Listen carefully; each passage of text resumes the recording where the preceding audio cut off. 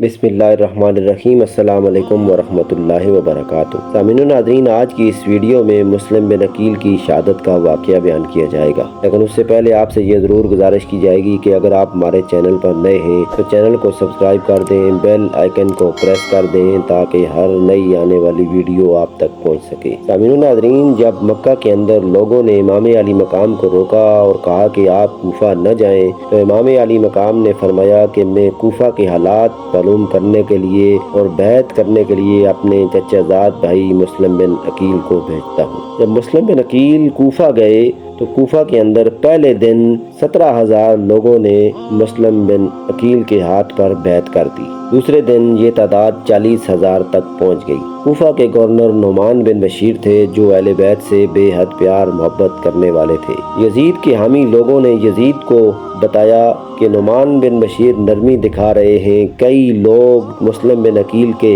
हाथ पर बैत कर चुके हैं, अगर यही मामला रहा तो हालात तुम्हारे हाथ से निकल जाएंगे। यजीद ने इब्ने ज़ियाद को कूफा का गवर्नर बनाकर भेजा और कहा कि नुमान बिन बशीर को माजूल कर दें और खुद जाकर गवर्नर बन जाएं।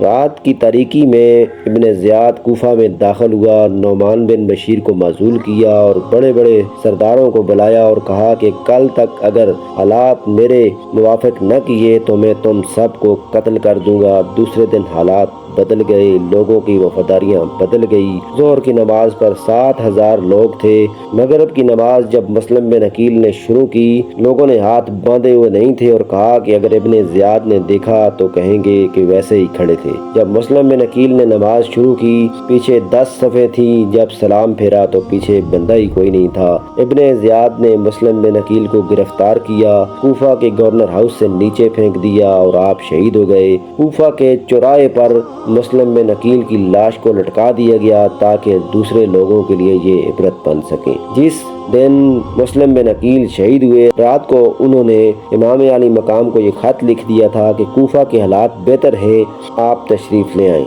सुबह इमाम अली मकाम इमाम हुसैन अलैहिस्सलाम करबला की तरफ निकल गए। रास्ते में फरज़दक शायर इमाम अली मकाम से मिला। उसने कहा कि कूफा के हालात आपके लिए साजगार नहीं है। मैंने खुद अपनी आंखों से आपके भाई मुस्लिम बिन अकील को कूफे के चौराहे पर लटके हुए देखा है। इमाम अली मकाम ने फरमाया, मेरा भाई लटका हुआ था, झुका हुआ तो नहीं था। उसने कहा कि झुका हुआ नहीं था। इमाम अली मकाम ने फरमाया कि मैं भी लटक जाऊंगा, लेकिन यजीदियों के आगे झुकूंगा नहीं, किसी बैत नहीं करूंगा। अमीन नाज़रीन, ये था आज का वाक़या। इस वाक़े का मतलब कमेंट सेक्शन में ज़रूर बताइएगा। अगर ये वीडियो पसंद आई है तो लाइक कर दीजिएगा। हाजिर होते हैं नई वीडियो के साथ, अपना ख्याल रखिएगा। अल्लाह हाफिज़।